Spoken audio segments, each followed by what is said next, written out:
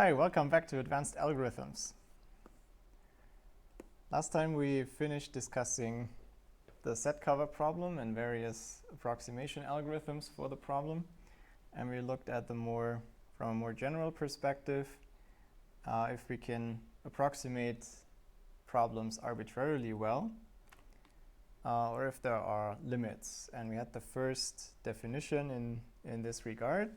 That was the polynomial time approximation schemes and the fully polynomial time approximation schemes, very helpful names by the way, which essentially capture the idea that you have an algorithm that gets the instance x and additionally a parameter, so that what it computes is a 1 plus epsilon approximation for the problem. And the two differ with respect to the running time that they allow. Both have polynomial time in the name, so they should be polynomial in the input size. And for the PTAS, that's all we require, which means that a humongous running time like this, where, well, it depends, the exponent is exponential in 1 over epsilon or whatever ugly function you can imagine, is just allowed, as long as it's polynomial once that epsilon is a constant. And if we don't want that, which we probably won't, then we add this fully qualifier, which then means that the running time must be polynomial also in 1 over epsilon. So if I make epsilon close to 0, this becomes large, and then I still must be polynomial in this.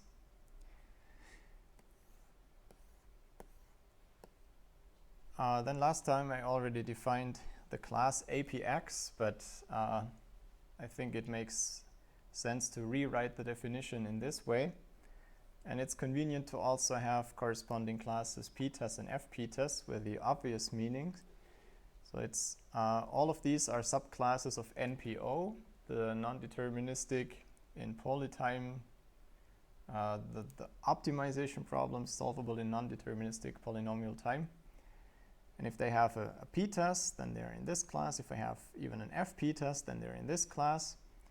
And if there's just some constant factor approximation, then we say the problem is in APX. It's at least approximable. And recall, we've seen a few problems. We've seen that vertex cover must at least be in this class. But up to now, we don't know whether it's also in one of these classes below. And we've seen that set cover seems to be not even in APX, because the best we could find was a logarithmic in n, the universe size approximation. You might remember that. Or alternatively, we had the F approximation, but this is even less constant, if you like. It's often even larger.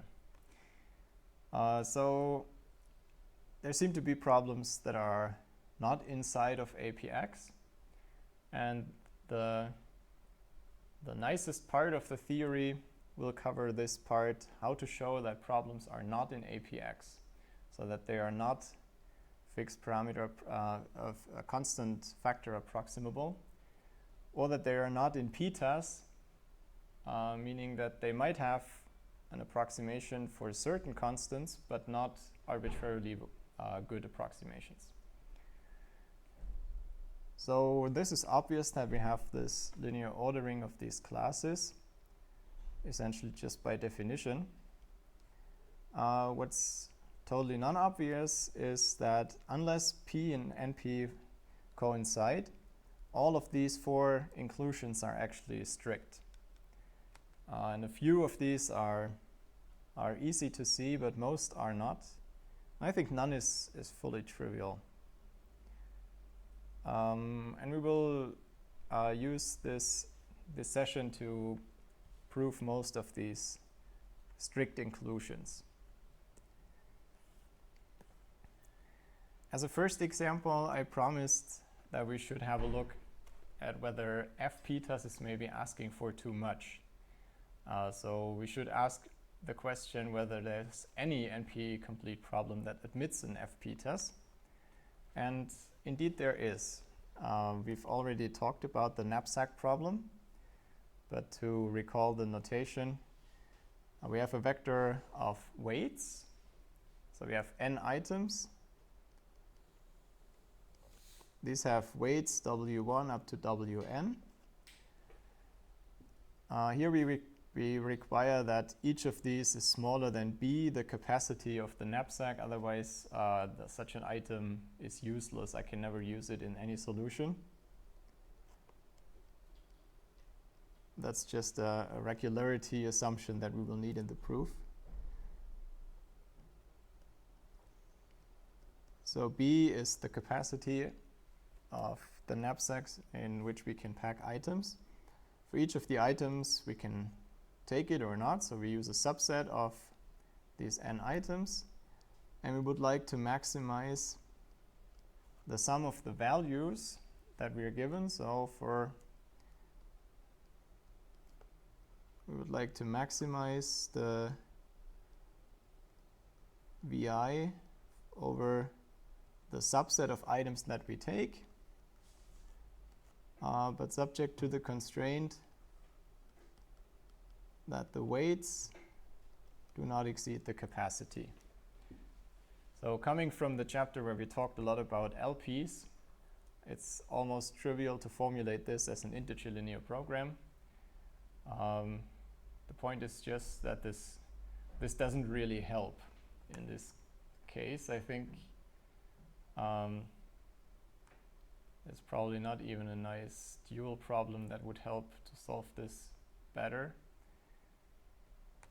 One thing, for example, that does not work for this problem is a greedy approximation. So we could just order the items by decreasing value per weight. That would seem like a very plausible strategy. First, take all the items that give you the most weight, the most value for the least weight. So you take the ratio of these two numbers. But this is not an approximation algorithm. And you might think about why not? That's a nice little exercise. So this is just a side remark. Something that we've already seen is that we can solve the knapsack problem using a pseudopolynomial algorithm based on dynamic programming. That was way back in session 2. The core idea was that we fill a large matrix where we have a bound that tells us only consider the items 1 up to I, and we have a specific value that we would like to reach exactly. And then the entry here was the minimal weight subset with value exactly v. Well, and then the weight of this thing. So I should say the weight of the min weight. Okay, the arg min weight subset. I don't know.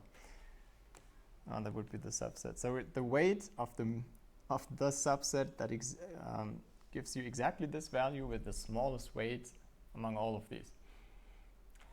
And we've seen that we can just fill this table bottom up relatively easily. And it has n, because that's the first, times v entries, where v is the sum of all these. Because that's the maximal value that we can attain in any instance. Okay, this was pseudopolynomial because v is actually a sum of integers that are given in binary in the input and not in unary, so this was related to max int, which we defined at that time. And it turns out that based on this algorithm, we can give an easy approximation algorithm that actually is an FPTAS. So here we have the epsilon, that's the approximation guarantee that we would like to have. And that's the instance of Knapsack.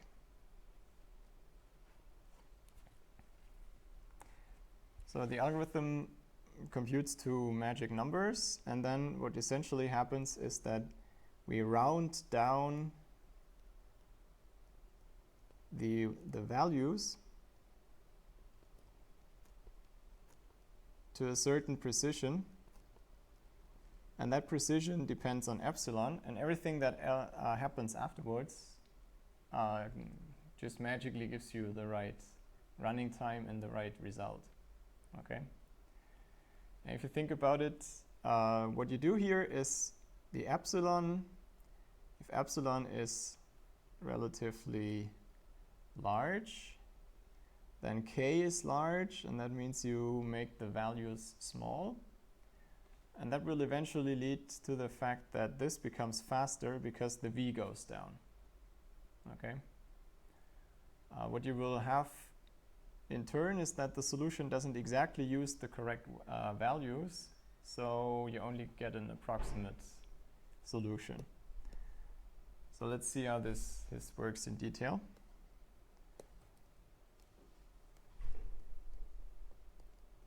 Let's first look at the running time. So we had this DP Knapsack algorithm, the one that I call here, just abbreviated as we did before. And this had running time n squared times v. That was, no, n squared, I think it's n squared max in, so it should be n times v. And if we want to be generous, we add a log factor, because to compute these entries, we have to add large numbers. So it would be fair to include an n. Oh, well, n here is the input size and no longer this. So maybe it's safer to put size of the instance.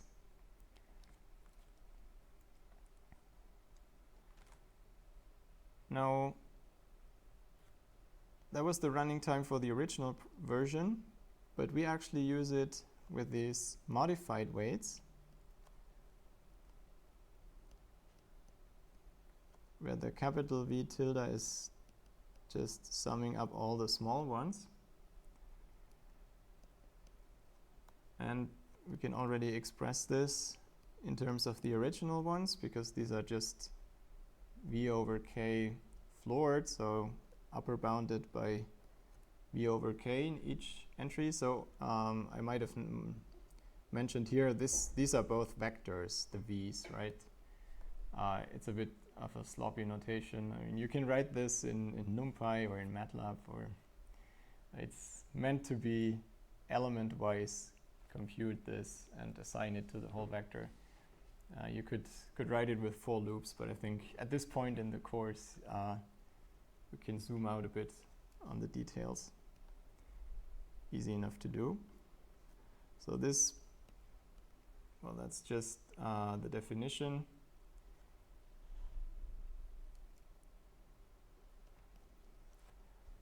And here we have another quantity that the algorithm uses. That's just the largest value of all these. And V is certainly at most n times the largest of all the values. And if you then insert what k is, you find that this is at most n squared over epsilon. There's one n from this, and then insert k, which cancels the v hat. So the running time for this last call here then essentially becomes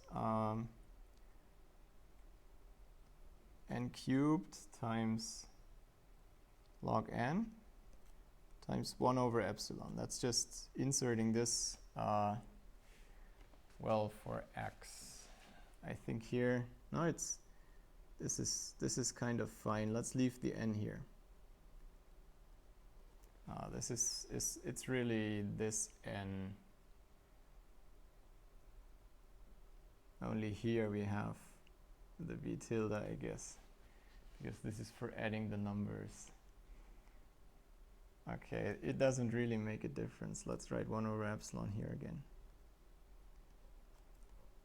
So the point is, this is certainly bounded by a polynomial in n and 1 over epsilon. And everything else that happens in this algorithm is just linear time computations. So it's all in poly time.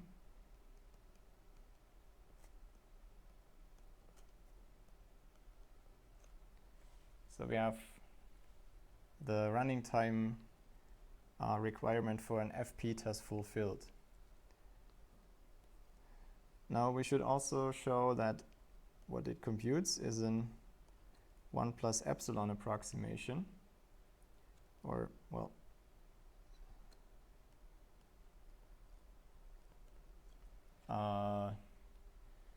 okay, we had a definition. So this is a maximization problem, so all the things turn around. We wrote it as 1 plus epsilon, but what we will have to show is that the solution that this algorithm computes, I didn't give that a name,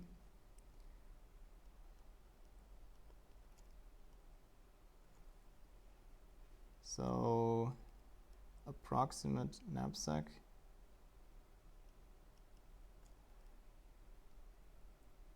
is,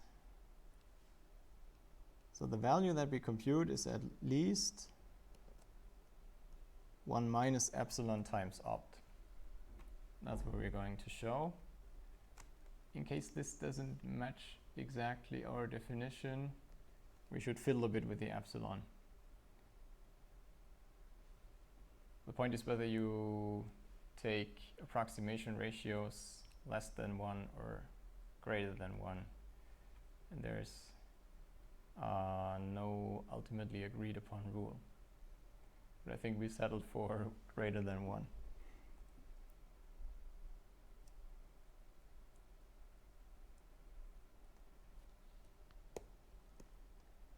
Okay, let's here say we mean that this is to show. We compute a solution that can be a little worse than opt, but not by more than this factor. Okay.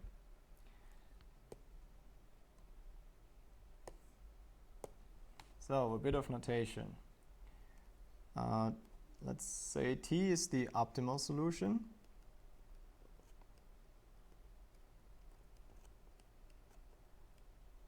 And it has cost opt, which is just sum over all elements in this optimal set and sum up all their values. What our algorithm actually computes is an approximate solution. I call it T tilde. Okay, cost A KP. And that's summing up over the other set, but also the original values. Now we will also have the sums with the same t's, but here the v tilde, so it becomes a tiny bit confusing, but we'll do it nice and slow. So one easy fact just by definition is that for all the items, these rounded down weights were defined like this. We take the original ones, divide them, and use a floor. Oh, by the way, I didn't mention, it was in the original definition, but I didn't mention it here. All the inputs are integers. Okay. Well, you have to encode it finitely in any way, so you could use rational numbers, but that just makes life more inconvenient. So all are integers.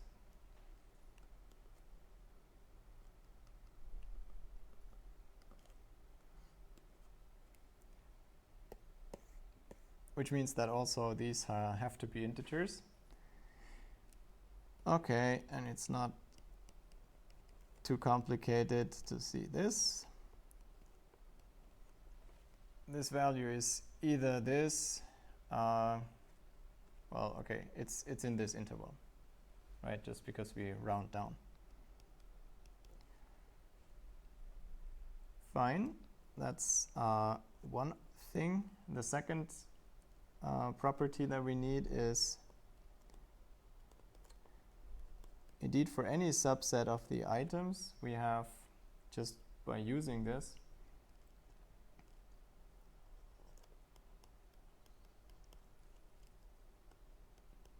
we have the following lower bound for the fiddled weights by just inserting. So using the lower bound, and that's 1 over k, the sum of the original weights, but I have to subtract the size of the set because I subtract here 1 in each of the summands, and this is of course at most n. That's equation 1 that we will use, and the second is a corresponding upper bound, so the same thing. bi tilde is less or equal, now we use the upper bound, okay.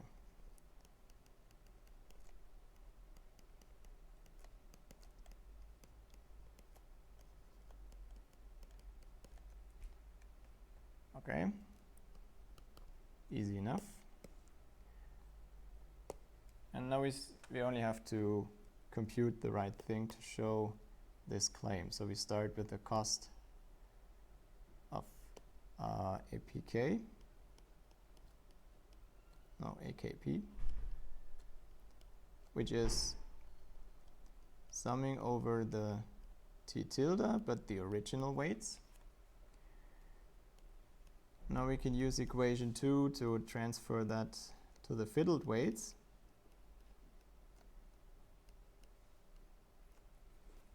Oh, I forgot vi here. So we use this just backwards, and we get a factor k. Now at this step, we're in the world of the modified weights. And for these, we call this algorithm that solves the problem optimally. So the solution that this algorithm computes here, namely the T tilde, must be at least as good with respect to the V tilde as the optimal solution.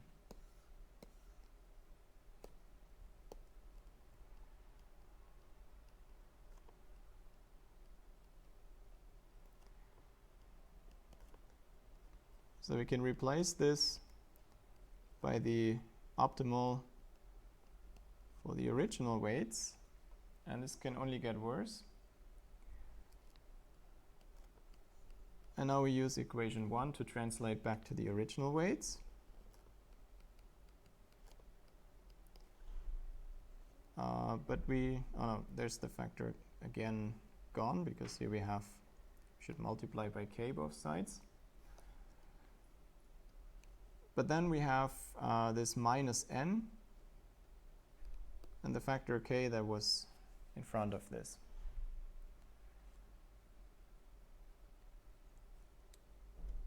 Well, this here is just the optimal value by definition. And now we insert the definition of k, which was epsilon v hat divided by n. So if we multiply by n, that's just epsilon v hat left. And at this last point, we use our assumption that all of the weights are smaller than the knapsack capacity, so we can use any individual item on its own as one feasible solution. And that means that the optimal value is at least the value of the most precious item, because I can always take this single item. Okay, so opt is at least this. Then I can write this as 1 minus epsilon times opt.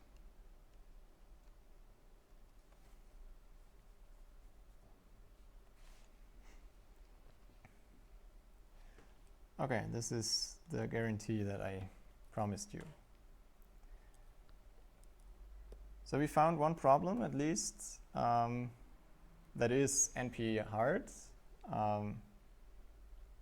We didn't actually show that in this course, but you might have seen a proof before.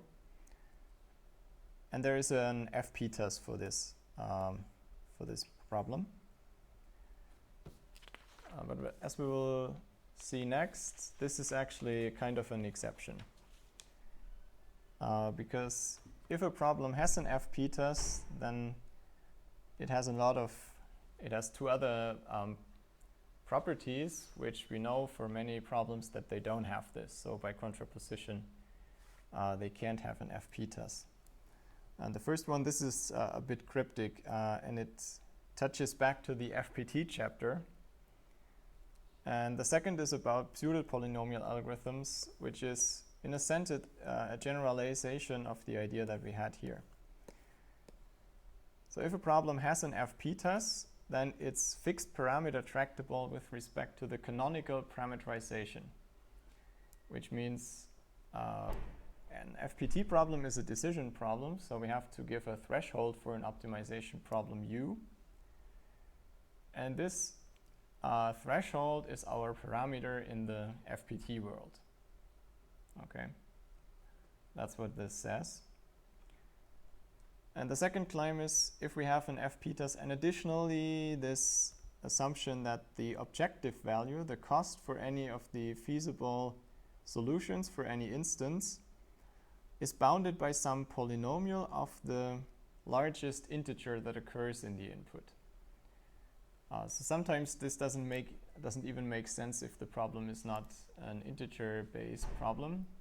Then we can't use this, but then also the notion of a pseudo-polynomial algorithm doesn't make sense. So this only covers integer problems. And for many problems we will actually have this here, that, well, the objective function is a sum of some of the input values, like for the knapsack problem. We had the objective is the sum of all the values of the items that we pick. Similarly, what other integer-based problems do we have? Well, for TSP, we also have the property that the objective is the sum of the distances along the tour. This is also bounded by a polynomial of this here. But for TSP, we will not have an FPTAS. But that's a different story. So these two are helpful properties to conclude that something is not in FPTAS. That's why I would like to prove these in a tiny bit detail. It's actually relatively simple.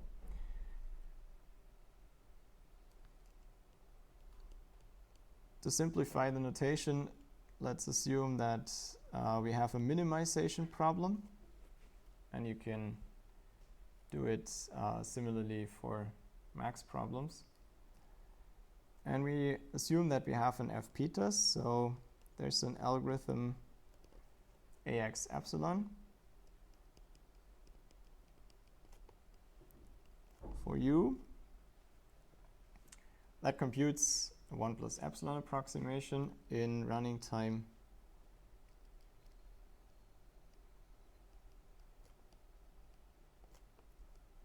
at most some polynomial Q of the input size and 1 over epsilon. That was just the definition.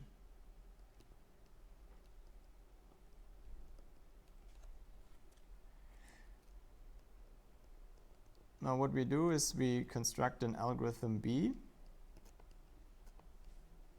that decides the parameterized problem, the parameterized decision problem.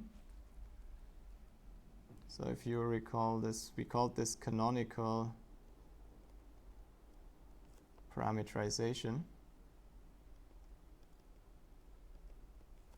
where we just use as a parameter the threshold value that we would like to decide whether or not the instance has a feasible solution better than this threshold. Okay, so the input for this algorithm is the instance and a threshold k.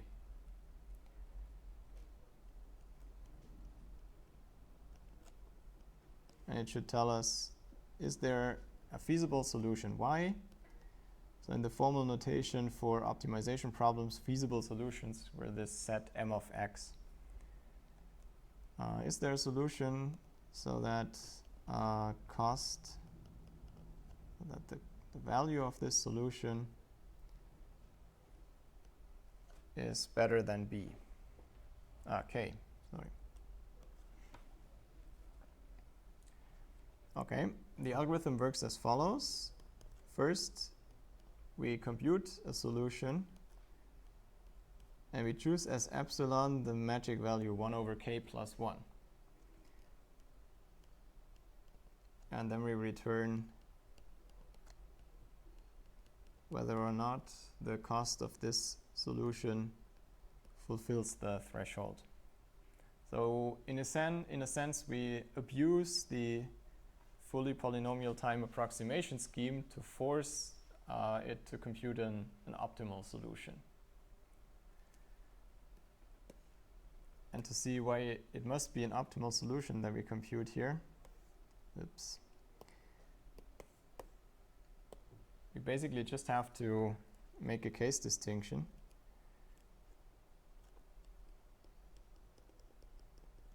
So assume that the cost of y indeed is less than k, so that we return yes. Well, then we found a solution, a feasible solution for that problem. No matter how we did it, it's certainly one, so it was correct to return yes. Right, that's obvious.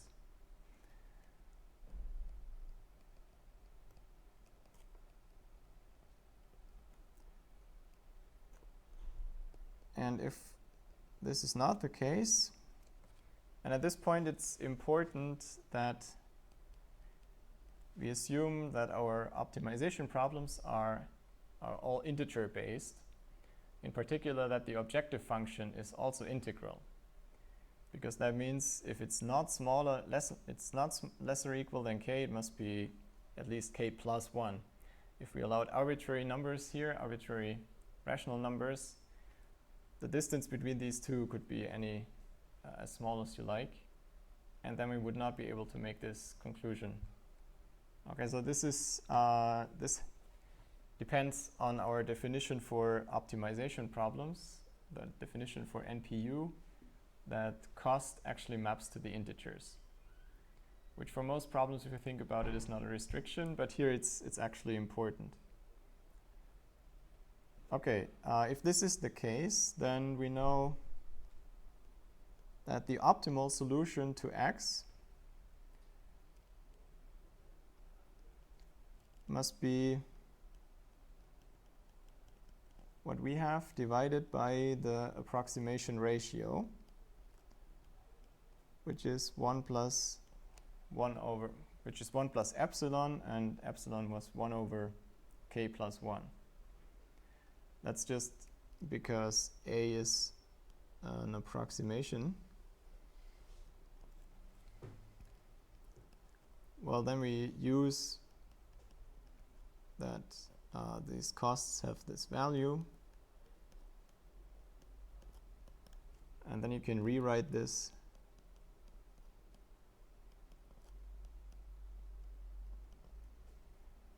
in this form, and you find that it's larger than k, which means that also the optimal solution for this problem must be greater than k, so that there is no feasible solution with cost less or equal k, and thereby it's a no instance. Okay?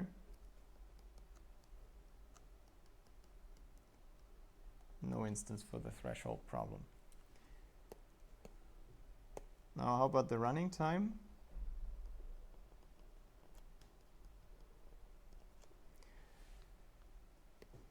Obviously, what B does is simply run A. The rest is certainly polynomial time.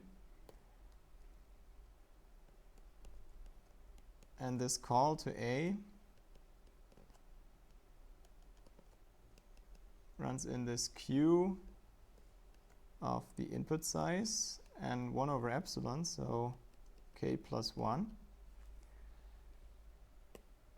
Now in general, k can be just any number, so we would again have the same problem as with pseudopolynomial algorithms.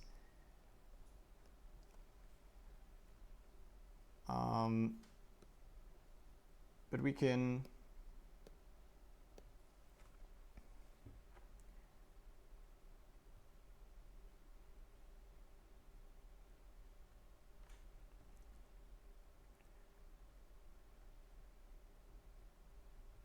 so we have to rewrite this in the FPT form, which says we should have a function that only depends on the parameter, namely the k, and then a polynomial in the input size.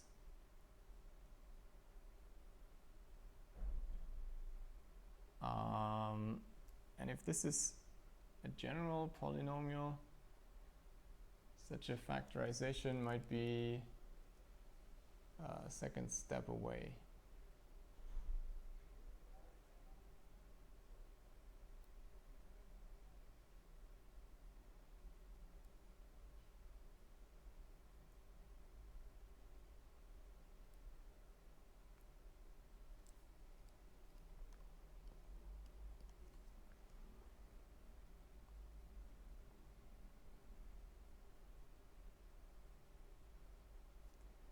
There was a simple bounding trick how you can rewrite the polynomial so that you can factor this thing out.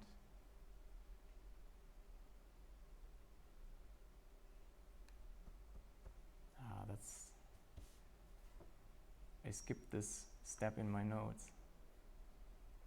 Something you should never do. Okay, I'll add it afterwards. So you can rewrite this in terms of an FPT running time.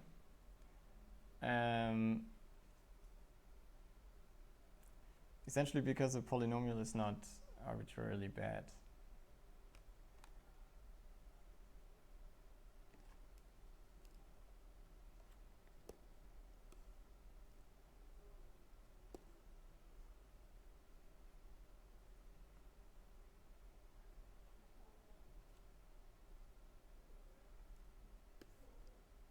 Okay, I'll look it up.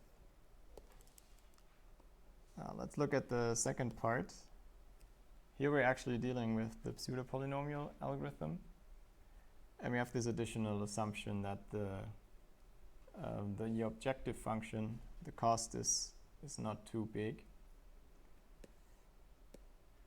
Which in principle could happen. So this is really a restriction, even though I actually can't think of a natural problem where this would actually not be fulfilled. So the idea is, again, that we run our FPTAS, with a well-chosen epsilon so that it actually solves the problem optimally. And what we use here is just 1 over this maximal value that the objective can have. So it's the same kind of trick. We know it must be smaller than this number. And it must be an integer. So this is again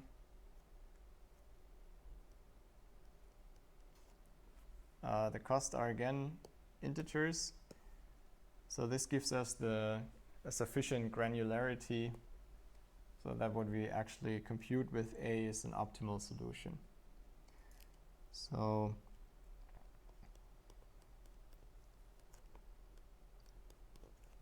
the cost of the solution that we get, let's say y is this.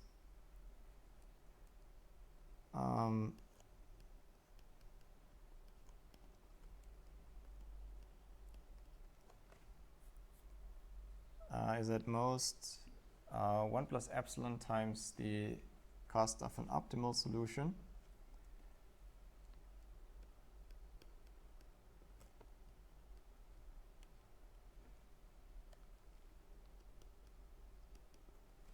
So we're going to assume a minimization problem. And if we insert what we have for epsilon,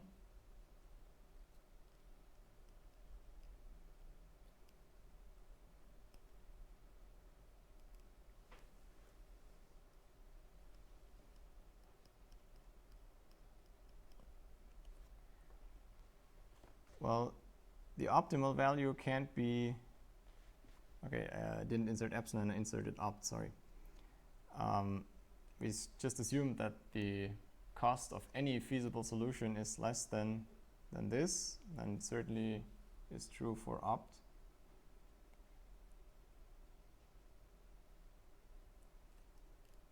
And now we insert epsilon, then this just cancels.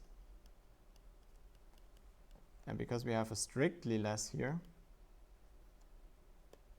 this means that this must be optimal.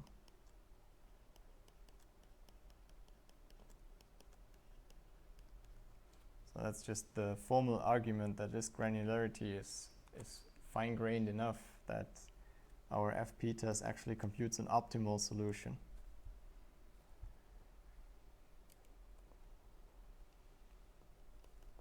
Now we have to show that the running time is pseudopolynomial.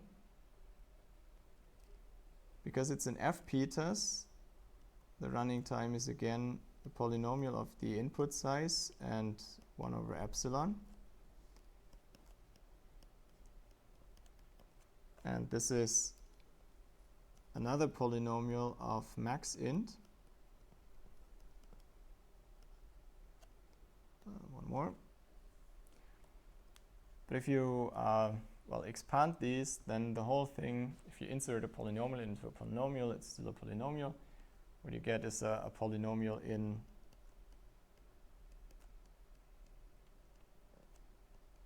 the size of the input and max int.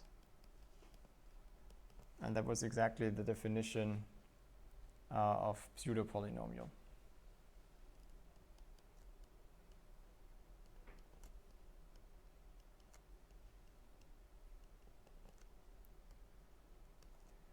Okay, so once more, if we have an FPTAS, that tells us a bit about the problem that we are considering.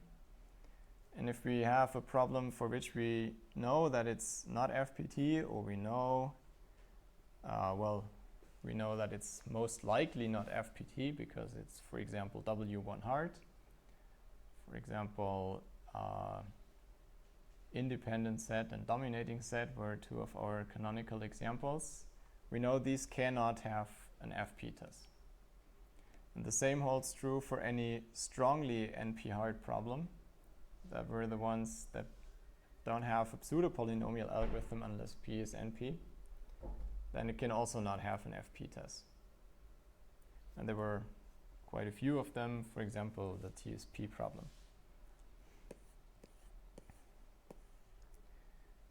There's another problem, the bin packing problem, that is also strongly NP-hard. Yeah, a question. In both cases we use that the cost is integral? Yeah, we use that the cost is integral in both cases, that's right. Doesn't that give or doesn't that make the question come up if it's always possible to define algorithms that have an integral cost? I mean, our usual practical algorithms might, because they're usually calculated on machines, but like real problems could have the problem of not being able to have integral cost, which means we can't use these definitions, right? So you're concerned that the definition of optimization problems with this restriction to integer costs in particular is a bit restricting. Well, it might be. It might be. I mean, you certainly have to represent the numbers finally, so we can definitely settle for rational numbers, right? And what you could do is then multiply through with a common denominator. However, so it depends a bit on the problem.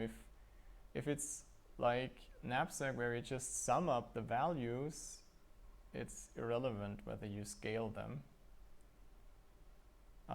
It's the same kind of solutions that are still optimal. So it's obvious that for Knapsack, it's not really a restriction to have integral constraints and integral objectives.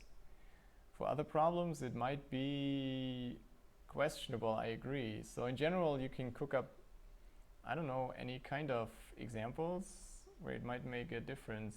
I mean, LPs are kind of problematic, aren't they? Because you can't really change the real values because you would change the... Right, so linear programs in general are formulated on real numbers.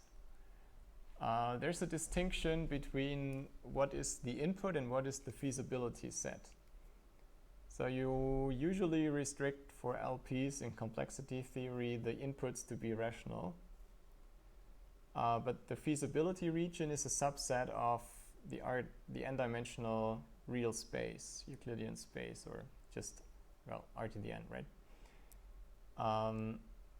Which is not a problem because you never have to really touch this feasibility region. For example, the simplex algorithm only works on extreme points, and you can always prove that these are rational as well. So you never run into the problem of having to work with real numbers. If you want to restrict yourself to integral constraints, that's not really a problem because for each constraint line, you can just multiply again by a common denominator. And for the objectives, it's kind of the same. So you can assume integers if you allow positive and negative integers. That's not really a restriction.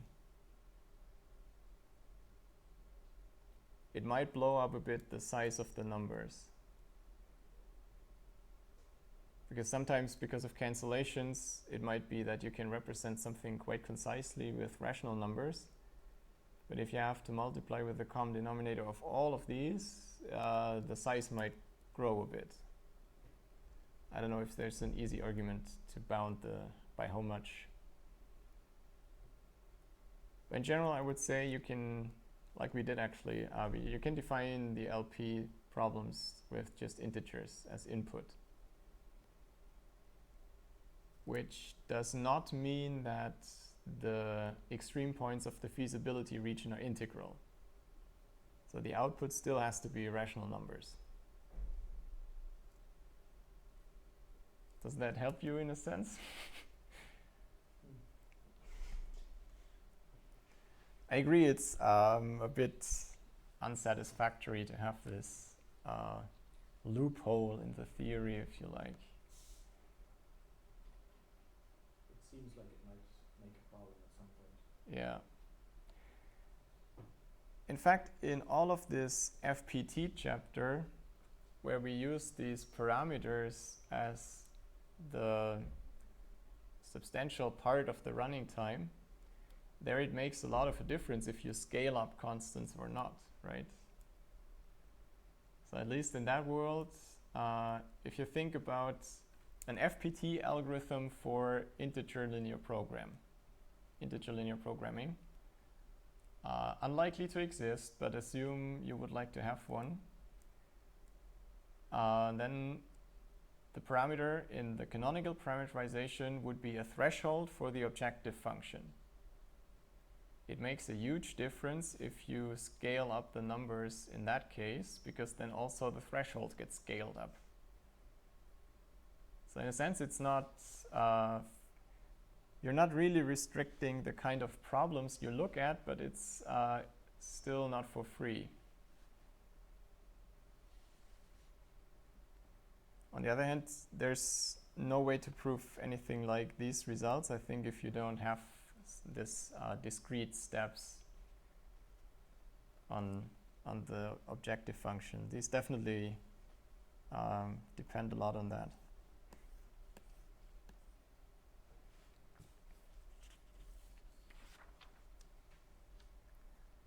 Let's look at another problem that's interesting because it gives us a bit more insight towards this hierarchy theorem of the classes FPTAS, PTAS, APX.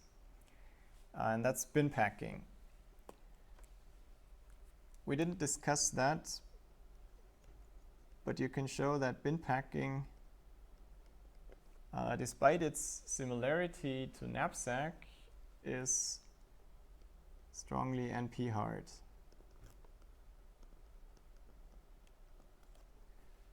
Which means that we will not find an FPTAS unless, okay, I should add all these statements under the usual assumption, right? So what was bin packing? We have just items with weights and a capacity for the bins, and we ask whether we can distribute the items into a certain number of bins, namely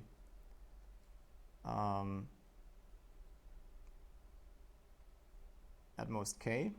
That's the decision version here. We give a threshold k and ask, is it possible to assign all the items to one of the k bins so that all bins have at most weight k, weight b inside of them. And that is, it's a bit similar to the Knapsack problem, but apparently it's not possible to do a similar dynamic programming trick here, because it's you can encode in these kinds of constraints very precise information about the weights, and in a sense it suffices to have small weights. The problem is still hard if you have only very small numbers. I mean, that's what strongly NP-hard means, by the way. There's an easy approximation algorithm, basically so easy that it would have also made a nice introductory example, which is called the first fit heuristic. And it's actually an online algorithm, so we didn't discuss the online situation where you have the input arrive over time and you have to directly fix a partial solution that you're no longer able to touch or modify later. There's a nice theory about that, and it's often a bit similar in spirit to approximation algorithms. You also compare with the optimal. You also have this notion of, well, you have the notion of competitiveness, which is similar to competitive ratio is similar to approximation ratio. And in a sense, every online algorithm also makes a good approximation algorithm. The difference is that some problems are polynomial time solvable in the offline world and still are hard to solve online, whereas we're considering the really hard nuts, where even offline information is here, but using it in poly time to compute a good solution is still hard. So what's the first fit heuristic? The idea is just you have a certain number of bins that you already started, and they might be partially filled. And whenever a new item arrives, you just try them, and whenever it fits in some bin, you leave it there for good. That's the simplest heuristic you can do, and it's in some sense optimal.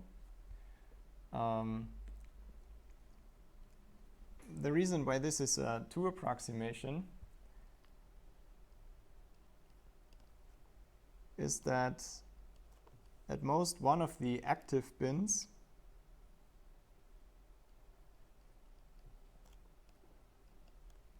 can be less than half full,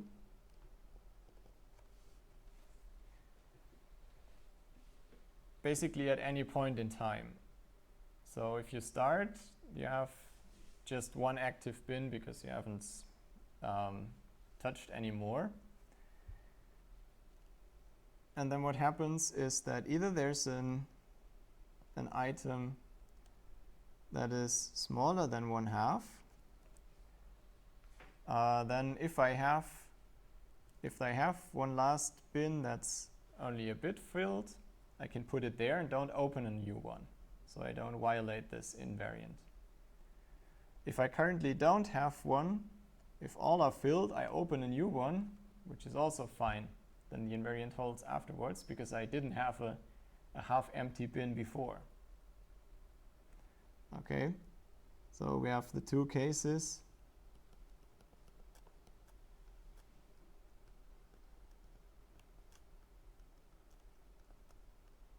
And you put it in. And if we don't have a half full bin, we can afford to start a new one, to start another one.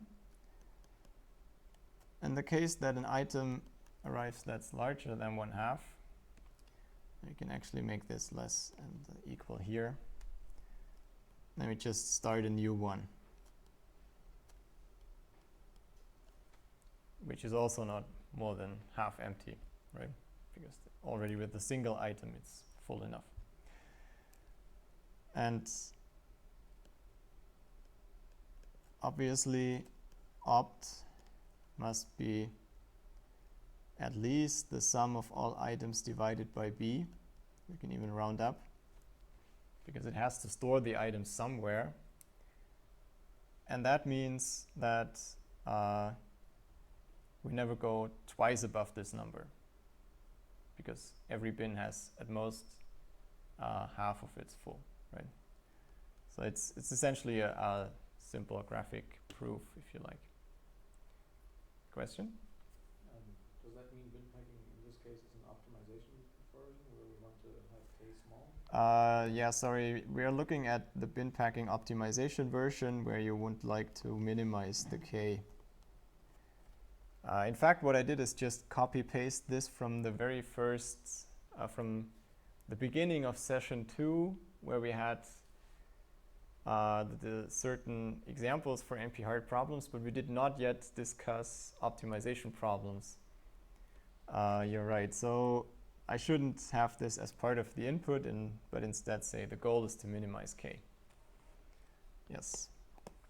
I mean, optimization problems, approximation algorithms only make sense for optimization problems. Yeah. Okay, so there's an easy 2 approximation for bin packing. And in fact, what I describe here is even an easier algorithm than first fit. We don't even have to check whether an item fits. We just have to maintain one active bin, which is a bin that's either completely empty, then it becomes the new one, or it contains some items, but not more than 1/2 filled.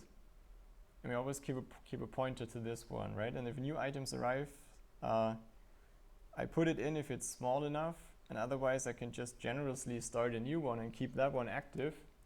That's definitely more wasteful than first fit, but definitely also a tiny bit even more efficient, because I don't have to look at any old bins again, right?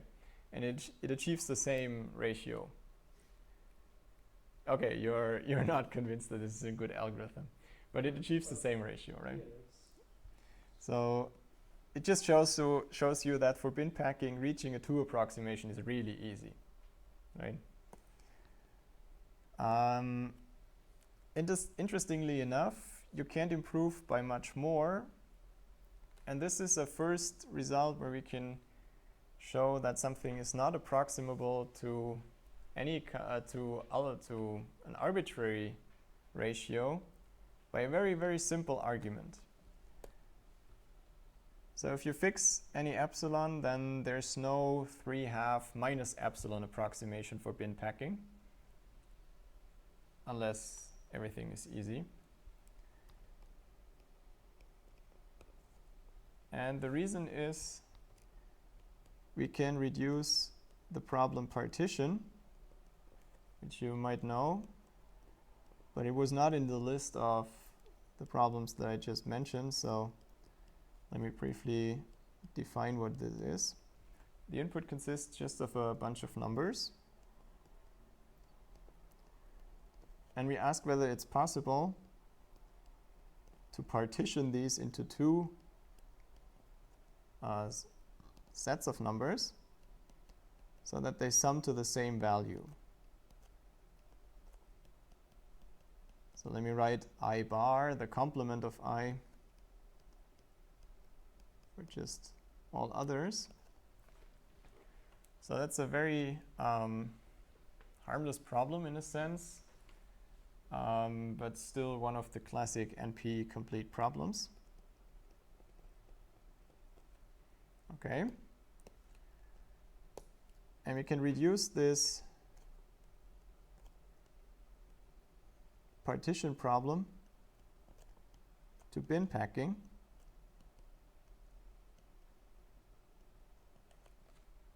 In the obvious way, the weights just become the axis, and the bin size just becomes half the weight. And, well, just to defend against the case, let's round down. But the point is, it's clear if the sum of all the x's is an odd number, then this must be a no instance. There's no way how this works out. So you could easily discuss these away. Now we're back to the decision version. So we give the threshold, and we ask whether there's exactly 2 bins. Obviously, that's a valid reduction, right? I mean, if there are 2 bins, they must be completely filled up, and then this is a partition. And if it doesn't work, if I need more than 2 bins, then there's no partition. The point is that this uses only very specific sub-instances of bin packing, where we just have to decide whether 2 bins suffice or not. If we now had a 3/2 minus epsilon approximation,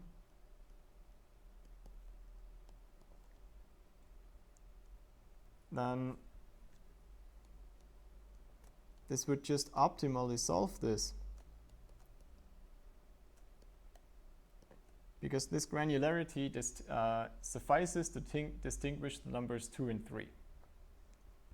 Okay.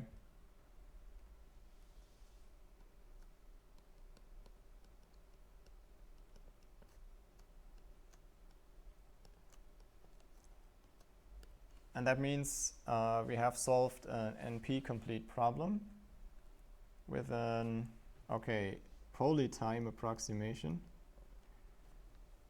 Of course, we're always interested in polytime approximations. I might have forgot to mention at some point in time. But of course, if I allow arbitrary running time, I can just solve it to optimality. That's boring. So if we have a polytime approximation, then we have a polytime algorithm for partition, and that implied P is NP. So sometimes, as in this case, we can, with very clever and nice reductions, show that certain problems are even hard if you just want to approximate it to a certain point. But this direct route is very limited. In particular, there's few instances of these kinds of reductions where you can directly show this. There's certainly more than just this one, but the approach is limited, and it didn't succeed to show for many examples whether or not a problem is approximable to any factor or not. And for that reason, and that's about the last thing that we will do in the course, we'll talk about a nice example of deep theory that allows you to show inapproximability results using the PCP theorem. We'll start with a few definitions that are unfortunately necessary to make full use of the theory. The first thing is the insight that, like for many instances before, we can restrict our attention to decision problems. And we have to choose the decision problems in a proper way so that the hardness of this decision problem in the usual sense, NP hardness, implies something about approximability. And one way to do that, maybe not the only one, but a sensible way, is we fix two numbers, S and C, and some optimization problem. And we define the gap instance, the gap decision problem, to contain only the instances in the original problem where one of the two conditions here holds. Either it's one where the optimal value of this divided by x is above C or below S.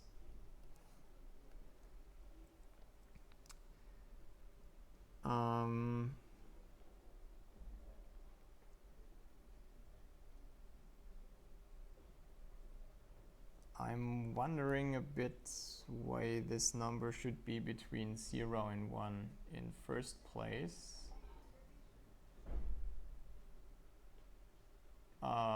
That's quite debatable.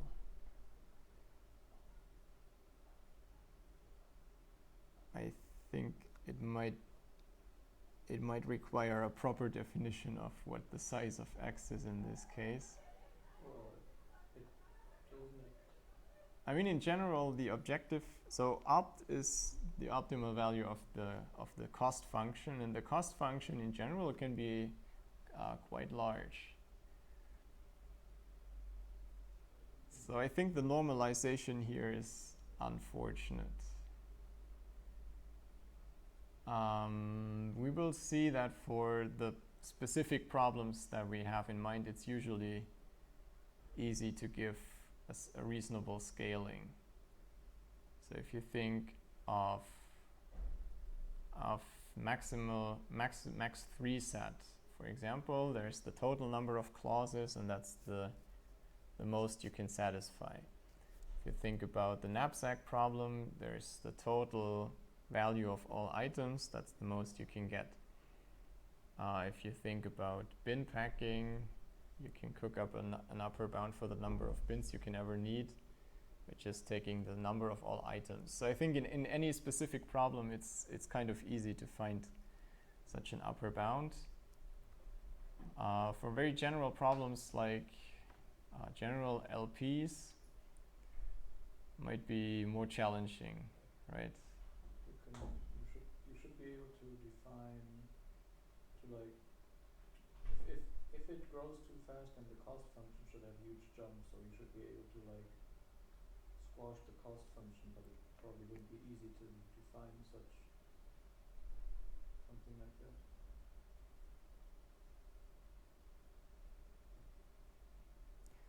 I mean, in any way, it's just a definition. And what this says is that there's a gap in what is allowed. And let me just continue to draw the line to the right. So there's an S and a C, and then a gap. And what you can have is that this term, how sensible it may be, either lies in this part or in this part, where this part just continues forever. And I think here, 0, we defined that the cost should be integral, so maybe it's sensible to define it's natural. If not, then negative numbers, they can also just go on like this. I think in this specific instances, we will replace this x by some reasonable normalization, because the size of the instance always depends on the encoding and stuff like this is inconvenient. But in theory, you can just work with these, and then S and C are just some numbers. In fact, I think it's not necessarily important that these are between 0 and 1. So in particular, the bound on 1 might not be so important. So the vital part is that there's instances that do not exist, namely those that would fall in the gap. Okay? the intention behind the definition clear, even though I'm a bit unsure whether it's nice like this. Well, and then we define these are the yes instances, and these are the no instances, which we probably would like to flip in case of a minimization problem. Yes? Would the optimal solution have to be inside of the gap, or basically outside of the gap, or would just any solution suffice? Because the optimal solution has to be outside of the gap. So opt U is the single optimal objective value that this instance X has. So X is some instance of the problem and it has many feasible solutions. Some of them are optimal, they have a certain cost. And opt U is the cost of such an optimal solution. This does not exclude other feasible solutions to fall into this gap. That would be the easiest case, right? If all feasible solutions are either here or there, it's kind of easy. You just find one and then check whether it's on this or that side of the gap. But in general, this will not be the case. Okay, so these are definitions of some decision problem. The definition is useful because if we find an optimization problem where the gap problem is NP-hard, and we make our default assumption, then that means there's no approximation with this guarantee on the ratio C divided by S. Okay, it sounds cryptic, but this is actually rather simple, because you can just do by contradiction. So let's assume we have such an approximation.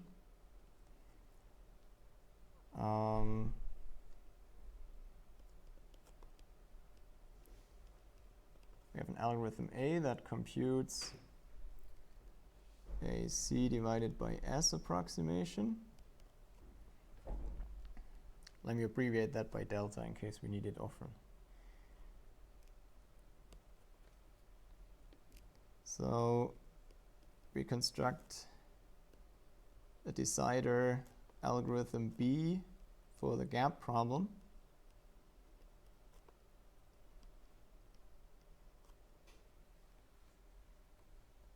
And here we assume, like I think in most of these definitions, we assume a maximization problem, which you can see because the yes instances are to the right.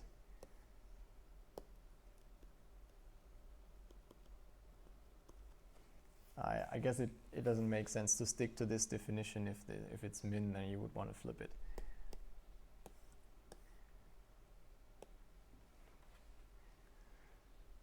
So we maximize, and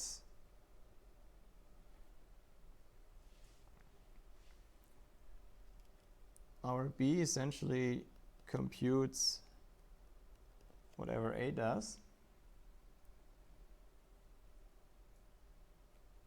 and then checks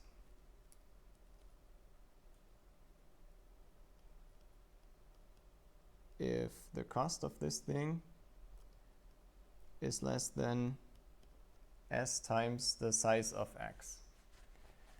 So in this case, we really assume that we have a sensible encoding in our algorithm and that we can determine its length.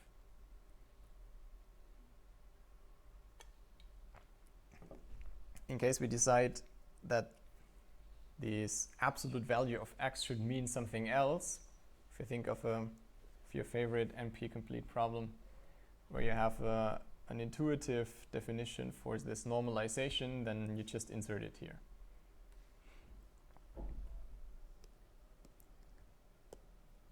So this is essentially what we return. So if the cost of y is less than this, then we would like to conclude that, in fact, the optimal value is less than this. And we show this in two directions. If indeed the optimum is less than this, then the cost of y must be less than opt, because we maximize. Well, I can just reuse this. And then we're there. That's the easy part.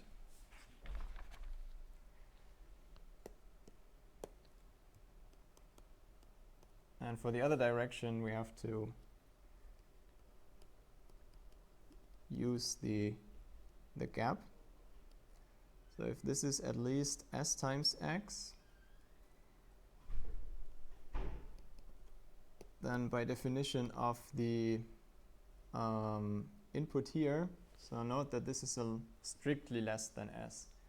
So if the instance, if the optimal value is strictly less than s, optimal value is strictly less than s times size of x, then it actually must be on the other side of the gap. So we have the jump that we can conclude here.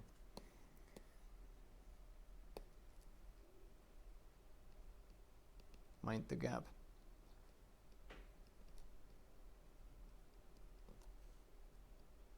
So it's actually c times x.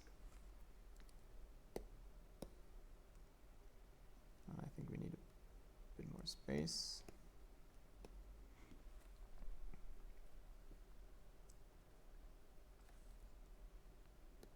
And now we use that. We have an approximation ratio.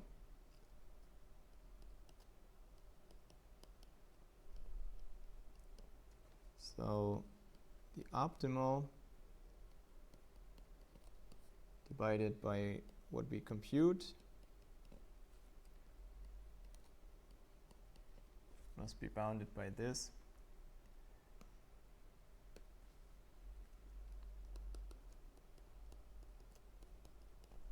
So by rearranging, we have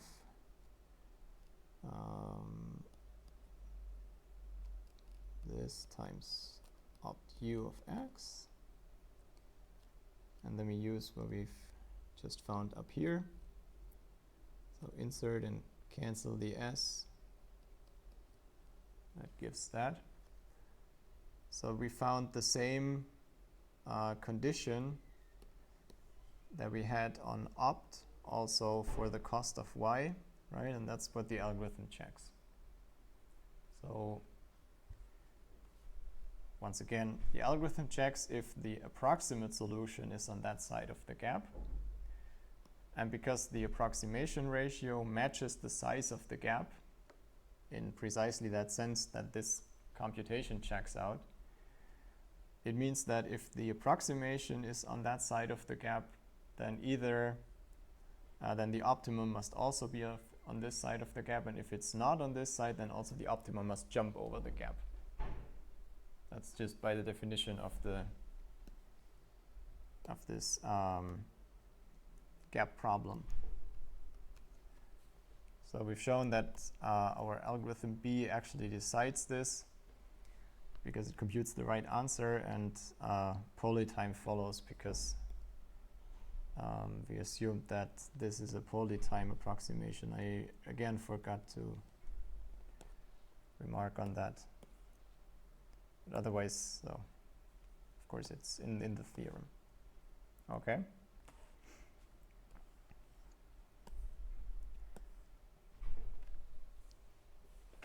Now once we have established that for some problem its gap decision problem is NP-hard, we would like to transfer this knowledge to other problems. And how does the complexity theorist do that? Using reductions. So we need, once again, a notion of reduction that is compatible with these kinds of results. And one that does the job is the gap reduction. So we have two problems. Again, we assume they're all maximization problems to keep the notation simple. And then we have this reduction that reduces one problem to another, where we also have gap parameters on the input problem and gap parameters for the output problem.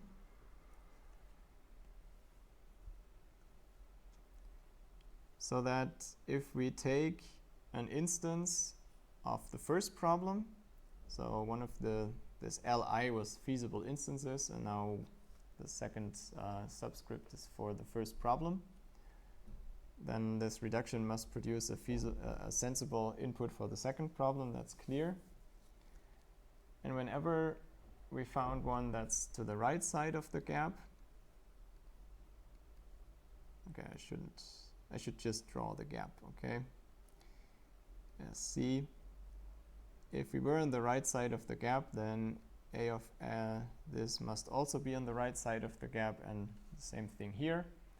So gap reduction is simply a reduction, a usual polytime reduction that doesn't make instances jump over the gap. And it makes intuitive, definitely sense that this is the kind of reduction that you would like. Now in finding these, you would typically start with some of these parameters and then just see what you get for the output parameters. Okay. That was kind of the typical and easy part of the theory. And I think it doesn't make sense to start at this point with the probabilistically checkable proofs, which is what will form the tough part of the theory. We will not go into a lot of detail into this, also because we don't have a lot of time, but also because unlike many of the results that we've seen in this course, this is really a theorem that would require maybe half a semester to prove. So this is beyond the scope of the course. But it's in the book of, in one of the book on the list. If you like to read the proof, it's a bit lengthy. But we will state what it means, explain why it's surprising, and show how we can use it to show inapproximability results for problems where we don't have such a direct route as with the bin packing example. So I think this is, we'll stop here and discuss probabilistically checkable proofs next time.